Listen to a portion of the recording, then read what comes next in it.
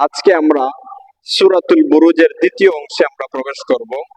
আমরা একটি বালকের কথা বলছিলাম, যে বালক আল্লাহ তাবারাকা ওয়া তাআলার কাছে প্রিয় বান্দা হয়ে গিয়েছিল। আজকে আমরা সেই বালকের আমরা দ্বিতীয় অংশ আমরা শুনব। আমরা এতটুকু গিয়েছিলাম যে আল্লাহ তাবারাকা ওয়া তাআলার কাছে সেই বালক ইবাদত বন্দেগী করে সেই বালক আল্লাহর কাছে দামি হয়ে গিয়েছিল। মানুষজনেরা তার কাছে রোগাক্রান্ত হলে তার কাছে পানি পড়া নিয়ে আসলে ভালো হয়ে যাইতো, চক্ষুর মধ্যে হাত বোলালে চক্ষু ভালো হয়ে যাইতো, পৃষ্ঠ রোগী আসলে তার কাছে আসলে ভালো হয়ে যেত। বিভিন্ন রোগ যেগুলা আমরা সচরাচর রোগাক্রান্ত হওয়ার পরে আমাদের কাছেও কিছু সংখ্যক মানুষ আসে, পানি পড়া, তেল পড়া, তাবিজের জন্য আসে না, এইরকম আসে। তো এই যুবকটাও তার কাছেও মানুষজন যাইতো, সে একটা টাকা নিত না, মানুষের কাছে সিরিয়াল ধরাইতো না। আমাদের দেশে তো হুজুররা পর্যন্ত তাবিজ দিয়া বিভিন্ন কিছু দিয়া সিরিয়াল বেচা আছে না, টাকা নিয়া বিভিন্ন রকমের করে। তো যাই হোক, আমরা আজকে জানবো এই বালকের কাছে মানুষ আসতো। শেষ পর্যায়ে বালকের কাছে বাদশার এক মন্ত্রী আসলে তাকে তার চক্ষু ভালো করে দিলে, বাদশার কাছ পর্যন্ত তার দিনের দাওয়াত পৌঁছায় দিল। শেষ মুহূর্তে পর্যন্ত বাদশাহ তিনজনকে ডাকলো, একজন দরবেশ ছিল এবং যুবক এবং ওই মন্ত্রীকে ডাকলো।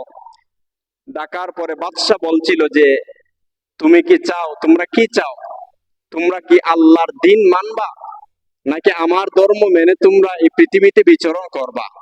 তিনজনে এক বাক্যে জবাব দিয়েছিল, আমরা আল্লাহর ধর্মকে আমরা ত্যাগ করতে পারবো না, প্রয়োজনে আমাদের জীবনটা আমরা বিলিয়ে দিব।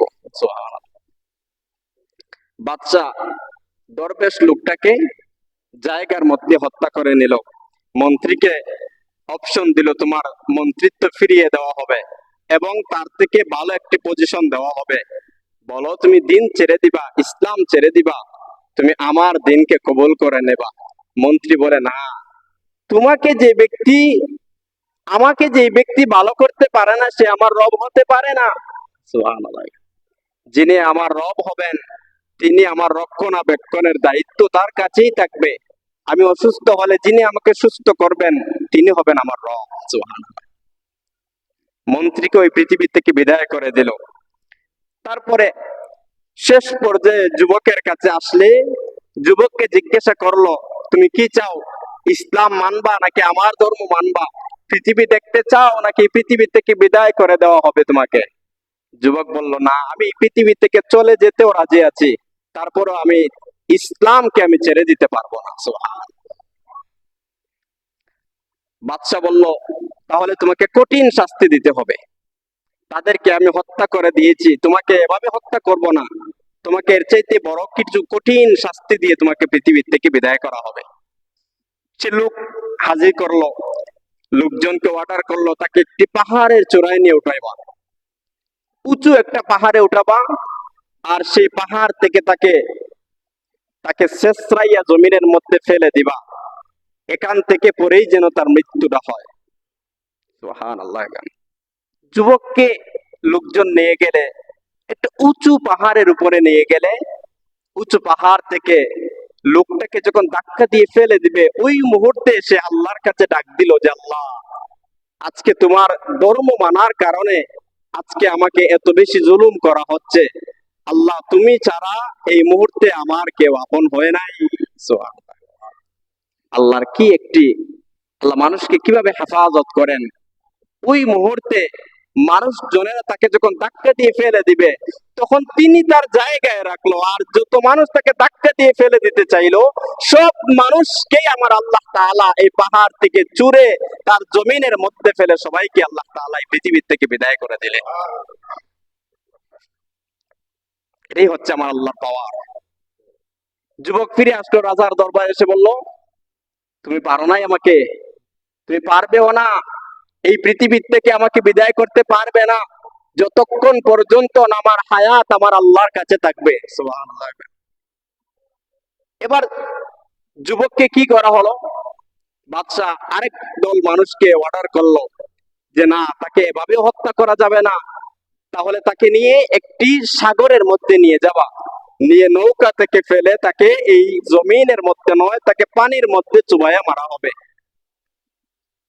অনেক কিছু লোকেরা তাকে নিয়ে গেল একটা সাগরের মধ্যে, একটা নৌকার মধ্যে তুললো তাকে।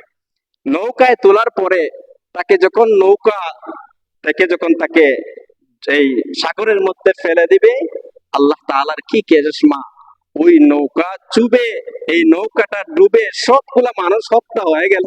এই যুবকটা ঠিক জায়গার মধ্যে স্থির আছে। সুবহানাল্লাহ।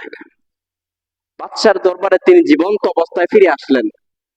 আসার পরে তিনি আবার বললেন যে, বাদশা তুমি আমাকে পারবে না, তুমি তো আমাকে রক্ষা করনেওয়ালা না, তুমি আমার মৃত্যু দেনেওয়ালাও নয়। যিনি আমাকে জীবন দিবেন তিনি আমাকে মৃত্যু দিবেন, যার হাওলায় আমি পৃথিবীতে বাঁচবো তিনি হুকুম করবেন আমি পৃথিবী থেকে চলে যাব। সুবহানাল্লাহ। বাদশাকে বললেন তুমি পারবে না, যদি আমার একটি পরামর্শ নাও তাহলে অবশ্যই তুমি আমাকে মেরে ফেলতে পারবা। সুবহানাল্লাহ। তিনি বললেন কি, তাড়াতাড়ি বলো।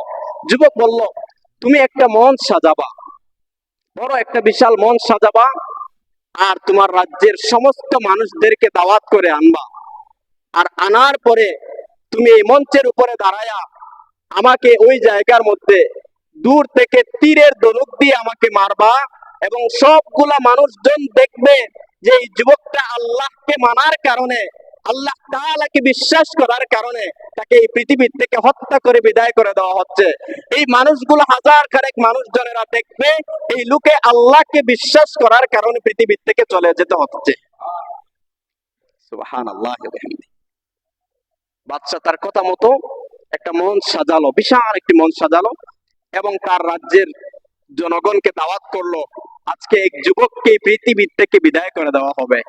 সব মানুষ জানা, রাজ্যের সব মানুষজনেরা সেই মঞ্চের সামনে গেল, এই যুবককে মঞ্চের উপরে দাঁড় করালো, এবং তিনি দাঁড়ালেই হাজার খানেক মানুষ তার দিকে তাকিয়ে আছে। বাদশাহ তার অধীনস্থ সৈন্যকে সে অর্ডার করলো যে একটা তীর নেবা, ধনুক নেবা, তার থেকে ছুঁড়ে ফেলবা।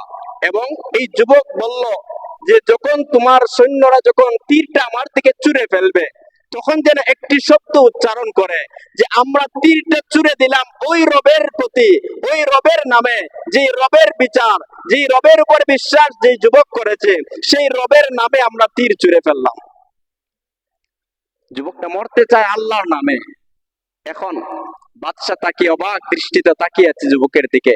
তীর যখন এই তীরটা তার দিকে ছুঁড়ে ফেলবে, হাজার খানেক মানুষ তার দিকে তাকিয়ে আছে যে আজকে যুবকটাকে হত্যা করা হচ্ছে।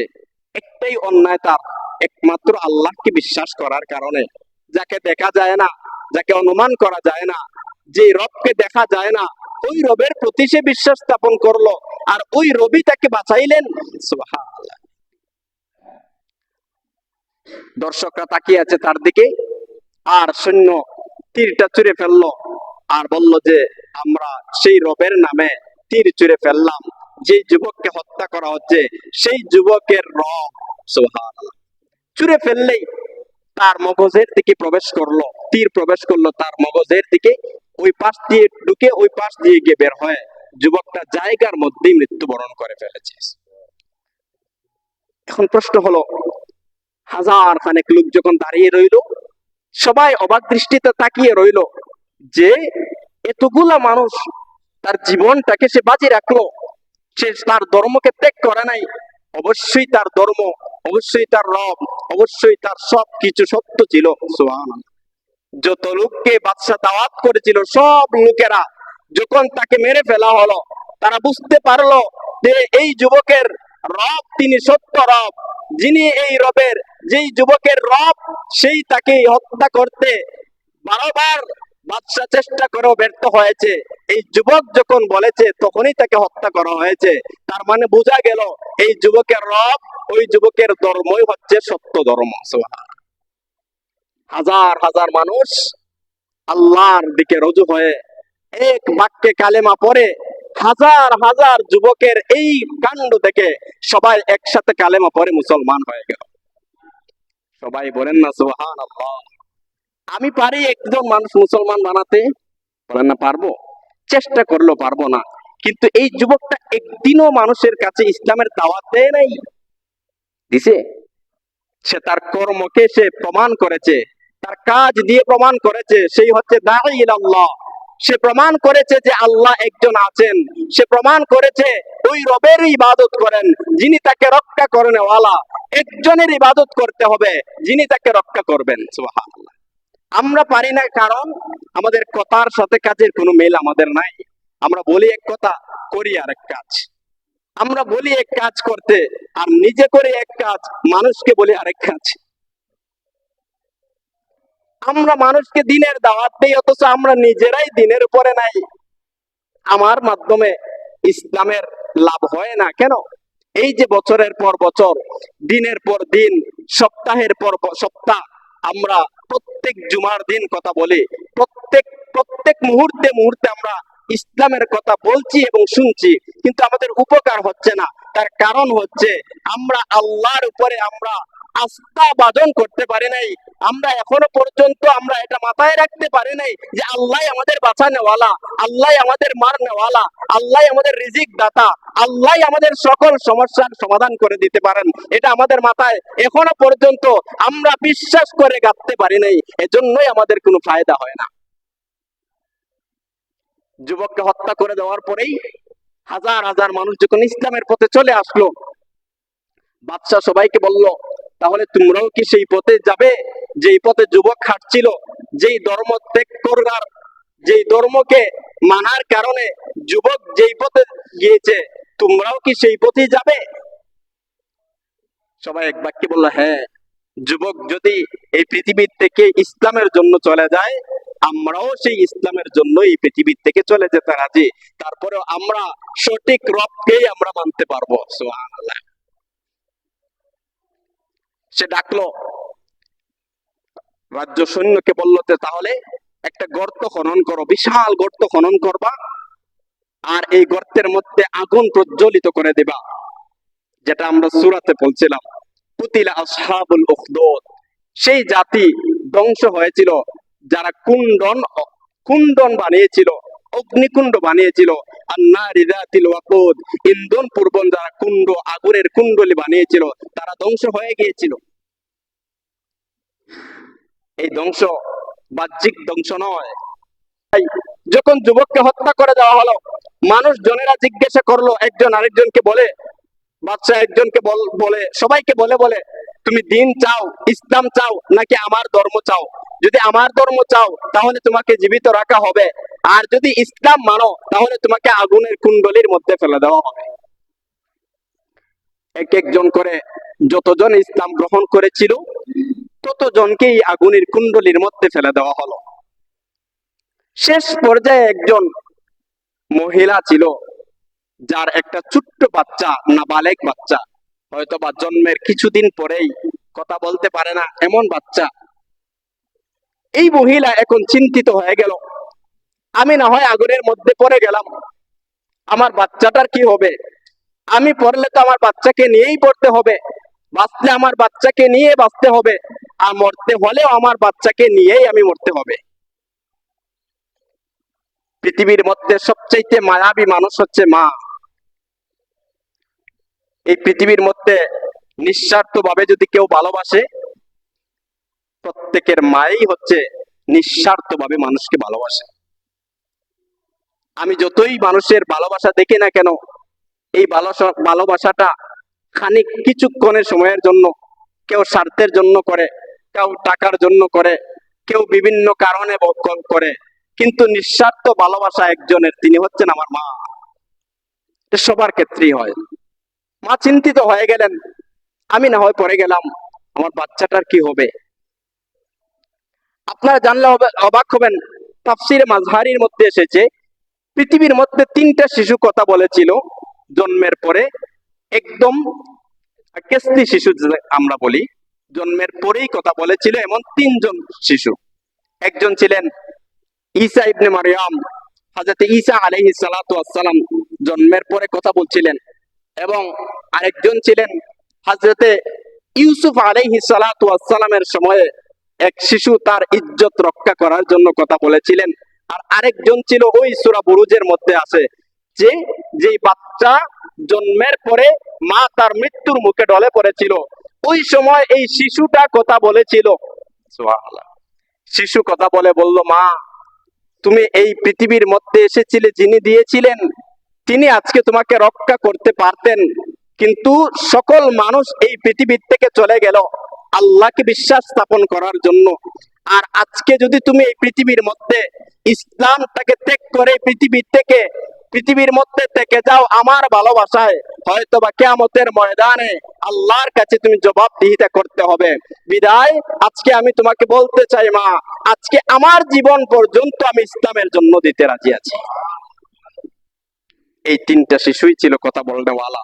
শেষ পর্যায়ে মহিলা জবাব দিল বাদশাকে, বাদশা, আমার জীবনটাকে আমি তুচ্ছ মনে করি, যিনি আমাকে জীবন দিয়েছিলেন তিনি তো আমার রব, যিনি আমাকে রক্ষা করনেওয়ালা, যিনি আমাকে হাসরের ময়দানে, কিয়ামতের ময়দানে যিনি আমাকে সম্মানিত করবেন, সেই রবকে ছেড়ে আমি তোমার ধর্মকে আমি বিশ্বাস করতে পারি না।